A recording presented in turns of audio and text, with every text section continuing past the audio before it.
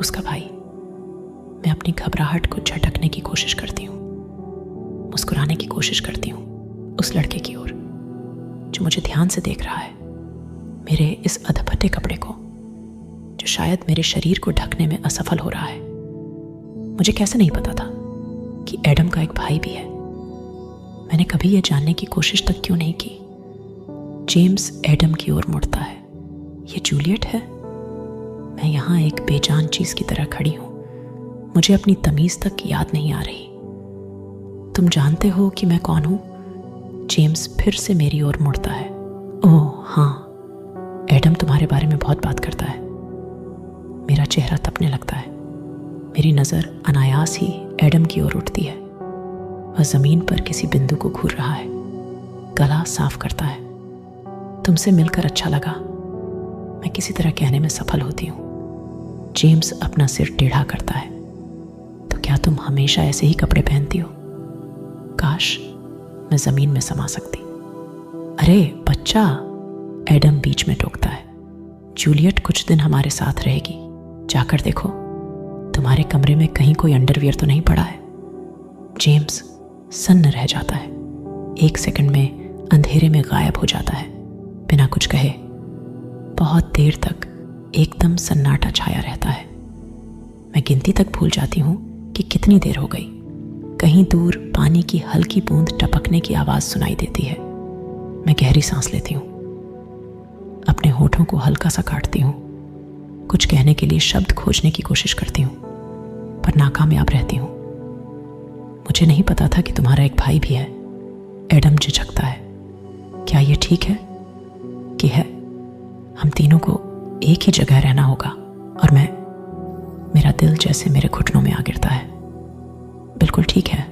मेरा मतलब, क्या ये जेम्स के लिए ठीक होगा अगर मैं यहां रहूं तो? कोई अंडरवियर नहीं है? जेम्स घोषणा करता हुआ अंधेरे से बाहर निकलता है। जहां से आया था वहां गया कहां था? मुझे नहीं पता। घर कहां है? वह मुझे घूरता है। तो तुम हमारे साथ रहने वाली हो? एडम बीच में बोल पड़ता है। हाँ, वह कुछ दिन हमारे साथ रहेगी। जेम्स पहले मेरी तरफ देखता है, फिर एडम की ओर, फिर वापस मेरी तरफ। वह अपना हाथ आगे बढ़ाता है। खैर, तुमसे मिलकर अच्छा लगा। मेरे चेहरे का सारा रंग उड़ जाता है। मेरे कानों में दिल की धड़कन गूंज रही है। मेरे घुटने कांपने लगते हैं। मैं उसके छोटे से हाथ को देखती रह जाती हूँ जो मुझे थामने के लिए बढ़ाया गया है। जेम्स, एडम थोड़ा सख्ती से कहता है। जेम्स हंसने लगता है। मैं सिर्फ मजाक कर रहा था। वह अपना हाथ नीचे कर लेता है। क्या? मुझे सांस तक लेना मुश्किल लग रहा है। मेरा सिर चकरा रहा है। चिंता मत करो। जेम्स अब भी हंस रहा है। मैं तुम्हें छूने वाला नहीं हूं। एडम ने मुझे तुम्हारी जादुई शक्तियों के बारे में सब कुछ बताया है। वह आंखें घुमाता है।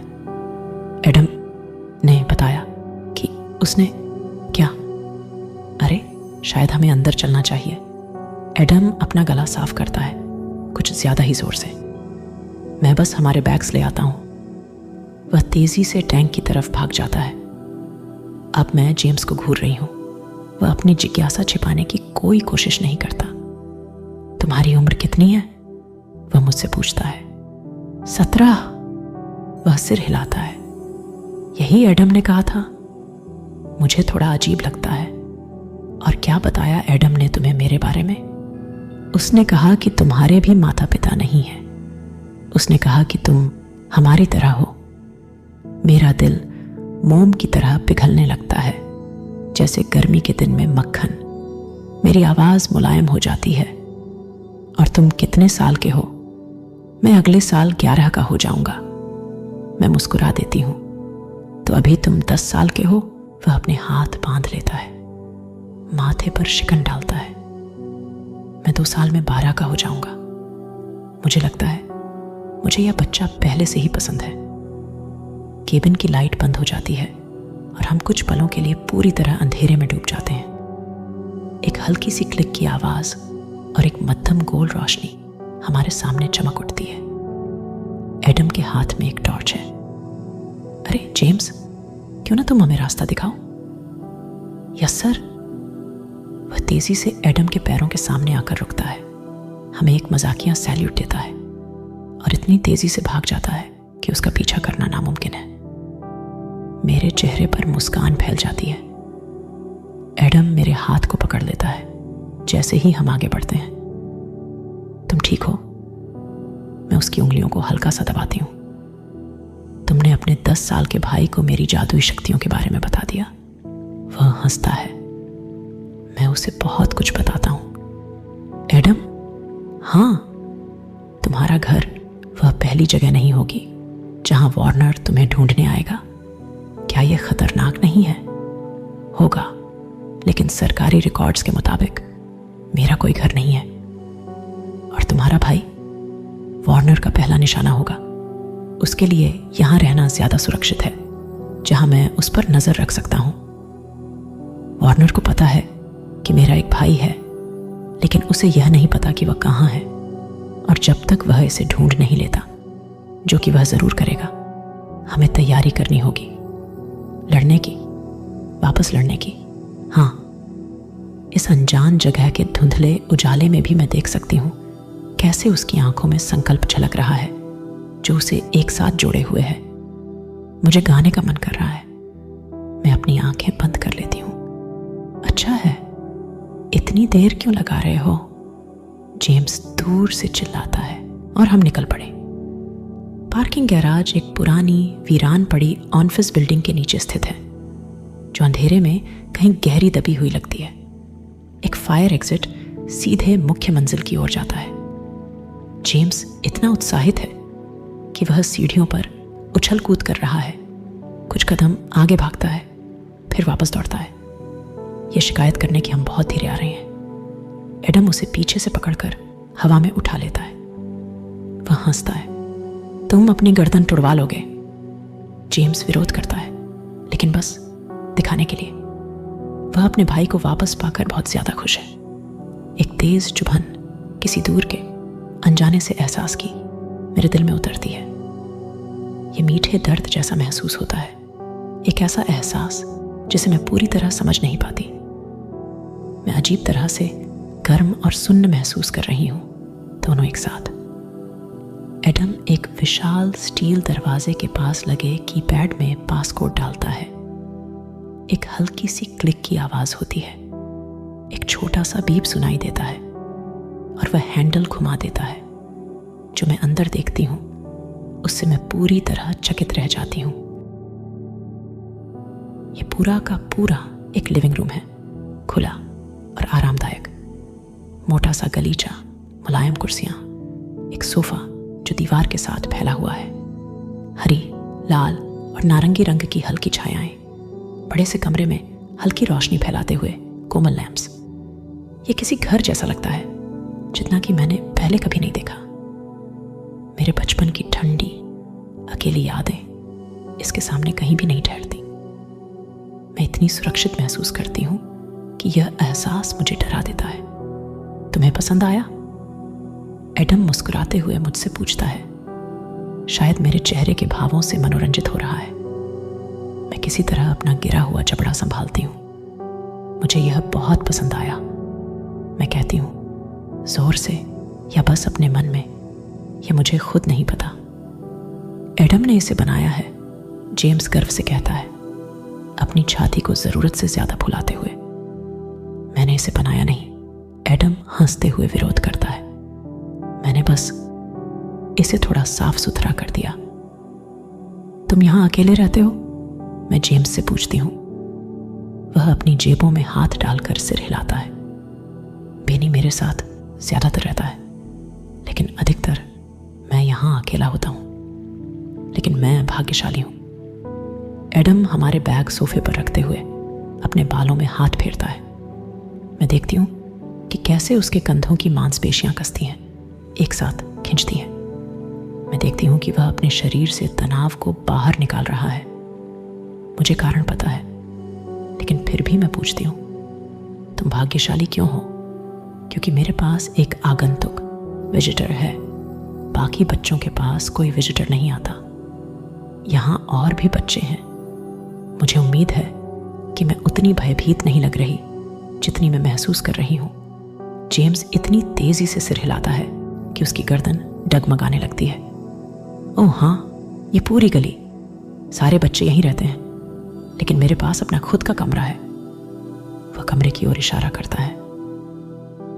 यह सब मेरा है क्योंकि एडम ने मेरे लिए यह जगह ली, लेकिन बाकी सबको शेयर करना पड़ता है। हमारी स्कूल जैसी कोई चीज है और बेनी मुझे खाने के पैकेट्स लाकर देता है। एडम कहता है कि मैं दूसरे बच्चों के साथ खेल सकता हूं, लेकिन उन्हें अंदर नहीं ला सकता। वह कंधे उचकाता है। कोई बात नहीं, जो हकीकत वह बता रहा है वह जहर की तरह मेरे पेट में फैलने लगती है। एक पूरी गली अनाथ बच्चों के लिए समर्पित है। मैं सोचती हूं कि उनके माता पिता कैसे मरे होंगे, लेकिन ज्यादा देर तक नहीं सोच पाती। मैं कमरे का मुआयना करती हूं और देखती हूं कि एक छोटा सा फ्रिज और उसके ऊपर रखा एक छोटा सा माइक्रोवेव एक कोने में फिट किया गया है। कुछ अलमारियां स्टोरेज के लिए रखी गई हैं। एडम जितना सामान ला सकता था लाया है, हर तरह का कैन वाला खाना, और वह जो जल्दी खराब ना हो। हम दोनों ने अपनी जरूरी चीजें और कई कपड़े पैक किए हैं। हमने इतना कुछ लाया है कि कुछ समय तक सरवाइव कर सकें।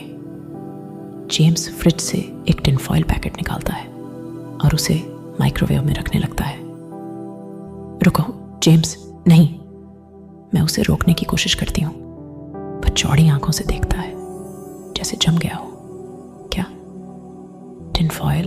तुम नहीं, तुम माइक्रोवेव में मेटल नहीं रख सकते। माइक्रोवेव क्या होता है? मैं इतनी बार पलकें झपकाती हूं कि कमरा घूमने लगता है। क्या? वह टिन फॉइल कंटेनर का ढक्कन हटाता है और अंदर एक छोटा सा क्यूब दिखाता है। यह किसी बुलॉन क्यूब जैसा दिखता है। वह क्यूब की तरफ इशारा करता है और फिर माइक्रोवेव की ओर सिर हिलाता है। कोई बात नहीं, मैं हमेशा इसे ऑन्टोमैट में रखता हूं, कुछ नहीं होता। यह खाने की आणविक संरचना, मॉलिक्यूलर कंपोजिशन को बदलकर उसे बढ़ा देता है। एडम मेरे पास खड़ा है। यह कोई अतिरिक्त पोषण नहीं देता, लेकिन इससे पेट भरा हुआ महसूस होता है और लंबे समय तक भूख नहीं लगती।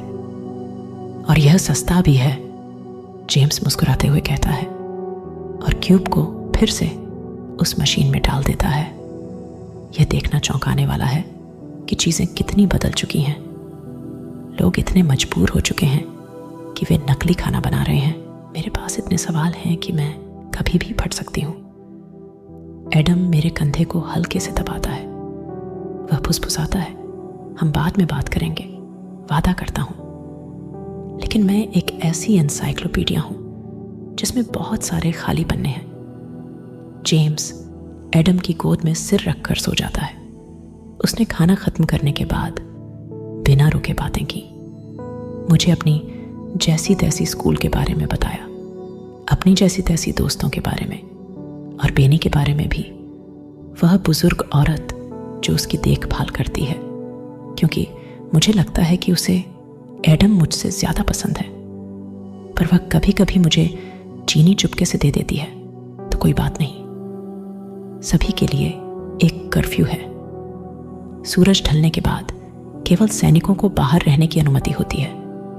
हर सैनिक के पास हथियार होता है और उन्हें अपने विवेक से गोली चलाने की छूट दी गई है। कुछ लोगों को दूसरों की तुलना में ज्यादा खाना और सामान मिलता है, जेम्स ने कहा। लेकिन ऐसा इसलिए है क्योंकि लोगों को उनकी उपयोगिता के आधार पर रीएस्टैब्लिशमेंट द रीएस्टैब्लिशमेंट के लिए वर्गीकृत किया जाता है, ना कि इसलिए कि वे इंसान हैं और उन्हें भूखे न मरने का अधिकार है। उसके कहे हर शब्द के साथ मेरा दिल और थोड़ा दरकता चला गया। तुम्हें बुरा नहीं लगता कि मैं बहुत बोलता हूं, है ना? उसने अपने निचले होंठ को काटते हुए मुझे ध्यान से देखा। मुझे बिल्कुल बुरा नहीं लगता। सब कहते हैं कि मैं बहुत बोलता हूं। उसने कंधे उचका दिए।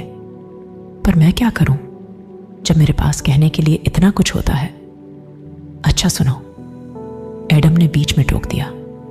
तुम किसी को नहीं बता सकते कि हम यहां हैं, समझे? जेम्स का मुंह अधखुला रह गया।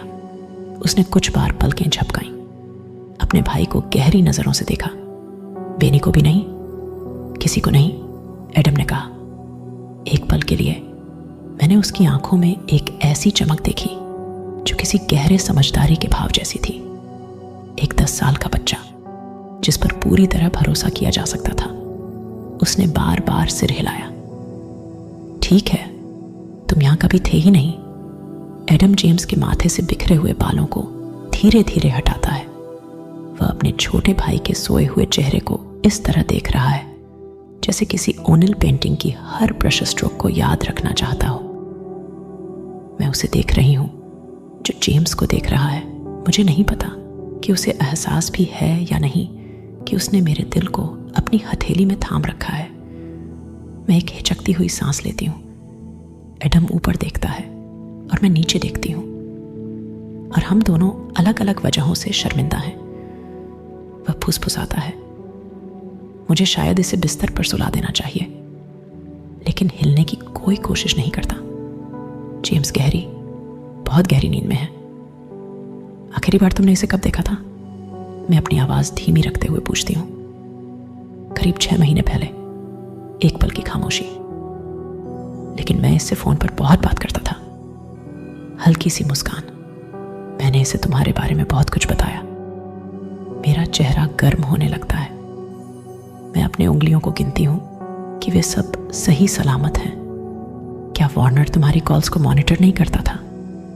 हाँ, करता था, लेकिन बेनी के पास एक ऐसा नंबर था जिसे ट्रेस नहीं किया जा सकता, और मैं हमेशा कॉल्स को सिर्फ आधिकारिक रिपोर्ट तक सीमित रखता था।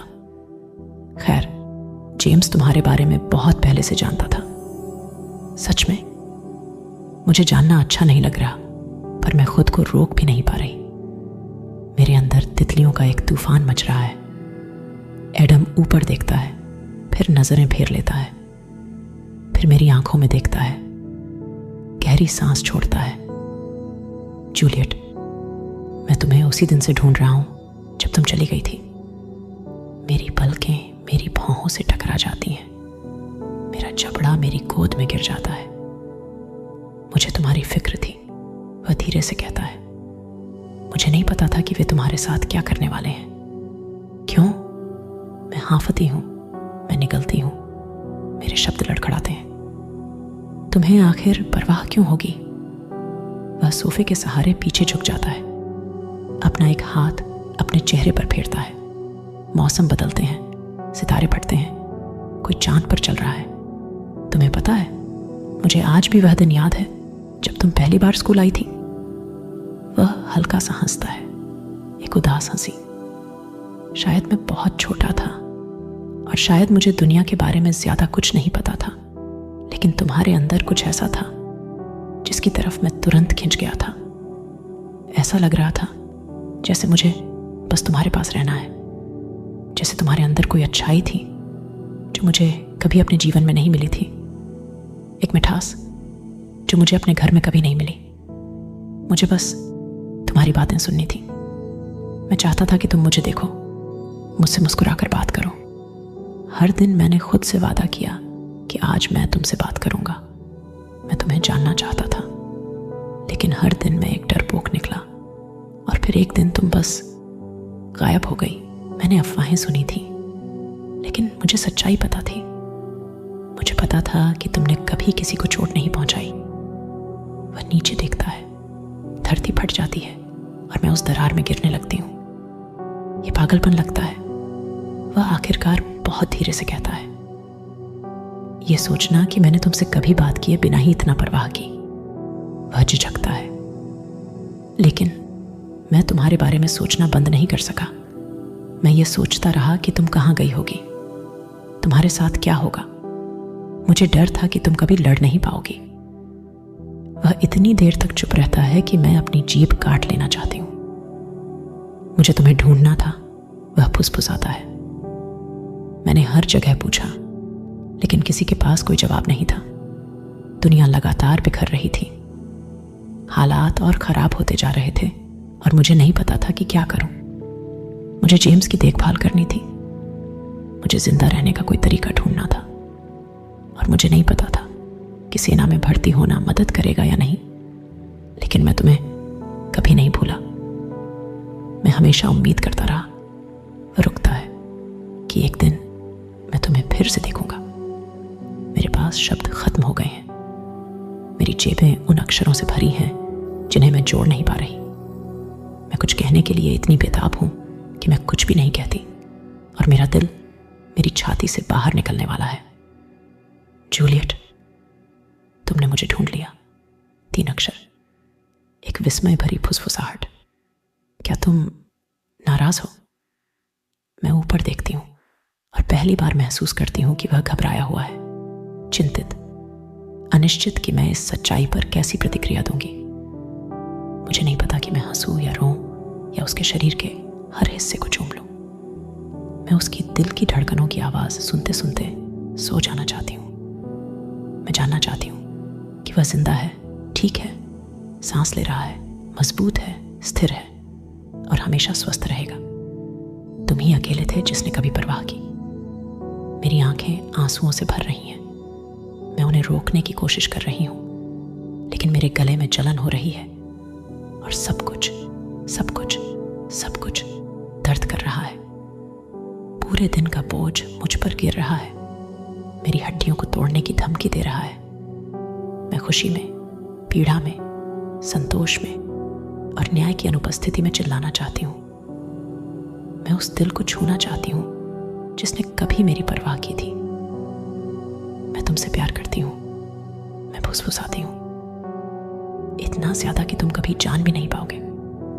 उसकी आंखें एक आधी रात की घड़ी जैसी हैं, यादों से भरी हुई, मेरी दुनिया की एकमात्र खिड़कियां। उसका जबड़ा कस जाता है, उसका मुंह कस जाता है। वह ऊपर देखता है और अपना गला साफ करने की कोशिश करता है, और मैं जानती हूं कि उसे खुद को संभालने के लिए एक पल चाहिए। मैं उससे कहती हूं कि उसे शायद जेम्स को बिस्तर पर सुला देना चाहिए। वह सिर हिलाता है, अपने भाई को अपने सीने से लगा लेता है, उठता है और जेम्स को उस स्टोरेज क्लोसेट में ले जाता है जो अब उसका कमरा बन चुका है। मैं उसे जाते हुए देखती हूं अपने इकलौते बचे हुए परिवार के साथ। और अब मैं जानती हूं कि एडम ने सेना क्यों ज्वाइन की। मैं जानती हूं कि उसने वार्नर के जुल्म क्यों सहे। मैं समझती हूं कि उसने युद्ध की भयावह सच्चाई को क्यों झेला, क्यों वह भागने को इतना बेताब था, क्यों वह जितनी जल्दी हो सके उतनी जल्दी भाग जाना चाहता था, क्यों वह लड़ने के लिए इतना दृढ़ संकल्पित है। वह सिर्फ अपने लिए नहीं लड़ रहा, वह उससे कहीं ज्यादा के लिए लड़ रहा है।